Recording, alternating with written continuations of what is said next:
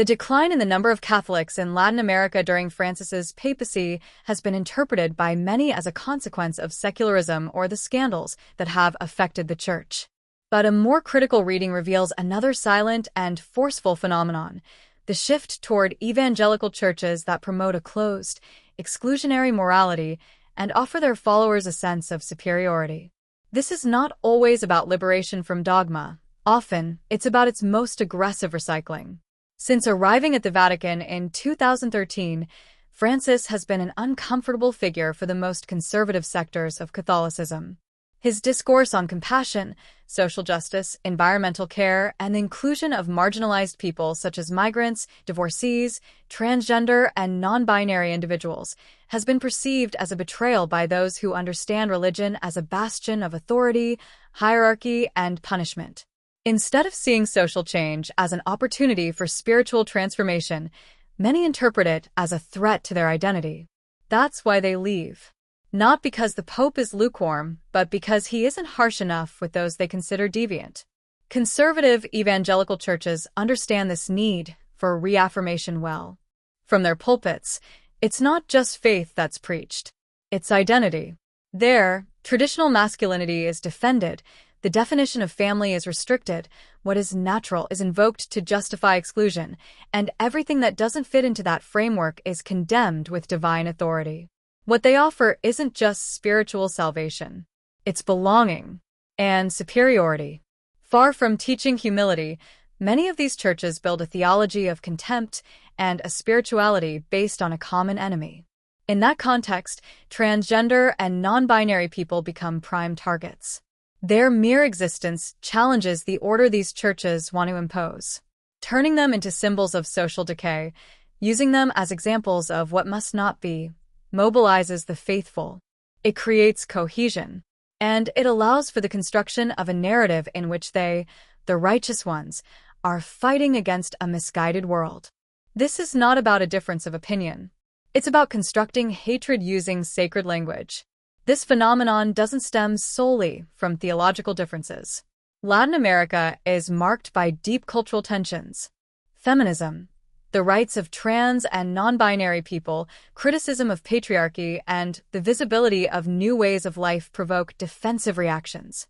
And in those reactions, religion becomes a trench. The churches that promise to restore a lost order, and that do so with the language of spiritual warfare, gain strength because they offer certainties.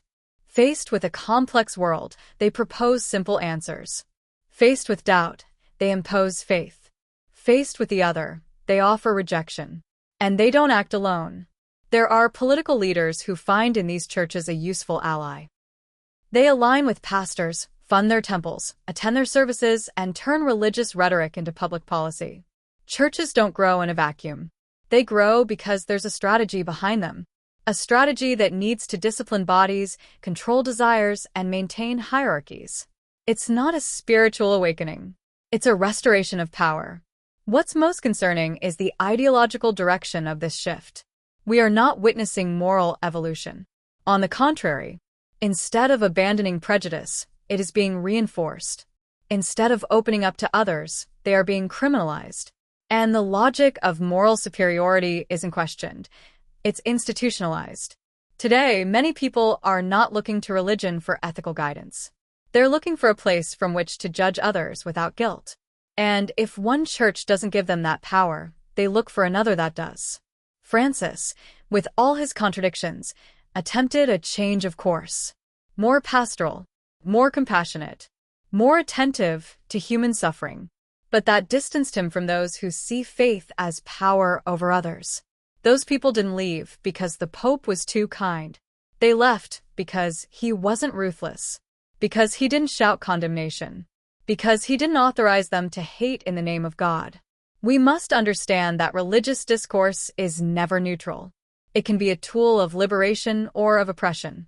And many of the new churches growing today do so by preaching exclusion, disguising contempt as doctrine, selling salvation in exchange for obedience. While Francis calls for dialogue, others sell condemnation. And people choose. And many times, they choose what reinforces their power, not their compassion. This analysis does not seek to exonerate Catholicism for its history. The Church has a long record of control and violence. But what we are seeing now is that even the most minimal attempts at openness can cause entire sectors to migrate toward more reactionary spaces, where their worldview is not questioned, where it is confirmed. And that's what's at stake. Not faith, but the use made of it.